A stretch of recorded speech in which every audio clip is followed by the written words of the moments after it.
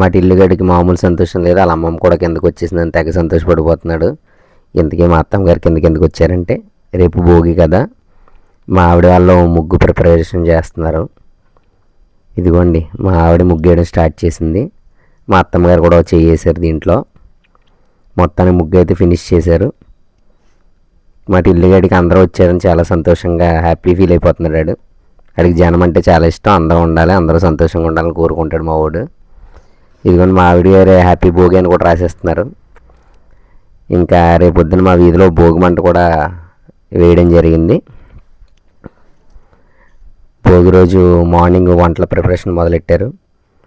ఈరోజు వెజ్జితో చంపారు మమ్మల్ని పట్టుకుని.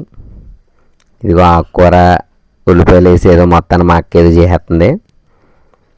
సరే ఏదైతే ఉందండి ఇవాళ ఇవి నాన్ వెజ్ కానీ తిన్నామంటే ఇంక మామూలు కాదు. మా అత్తమ్మగారు సాగు కొట్టేస్తారనమాట.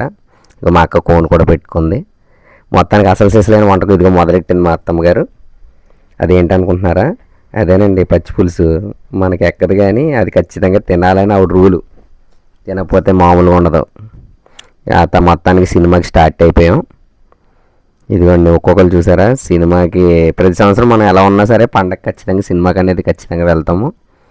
అది ఏ మూవీకి అనేది మీకు థియేటర్ దగ్గర నేను పోస్టర్ చూపిస్తాను. ఇదిగోనండి మన శంకర వరప్రసాద్ గారు మూవీకి రావడం జరిగింది. చిరంజీవి నా బెస్ట్ హీరో అనమాట, నా ఫేవరెట్ హీరో. ఇప్పుడంటే వాళ్ళ అబ్బాయి రామ్ చరణ్ బాగా లైక్ చేస్తాను. ఇదిగోండి ఊరికి ముందే కంగారు పెట్టి అందరినీ తీసుకొచ్చాను. వీళ్ళేమో నన్ను మామూలుగా వేసుకోలేదు, ఇంకా బేగా తీసుకొచ్చా కంగారు ఎక్కువ నీకు అని. మొత్తానికి గ్యాప్లో సరే ఫొటోస్ దిగుదామని చెప్పేసి ఫొటోస్ దిగడం జరిగింది. ఇదేనండి మా ఫ్యామిలీ. అందరికీ భోగి శుభాకాంక్షలు. రేపు సంక్రాంతి వీడియోతో మళ్ళీ కలుద్దాం.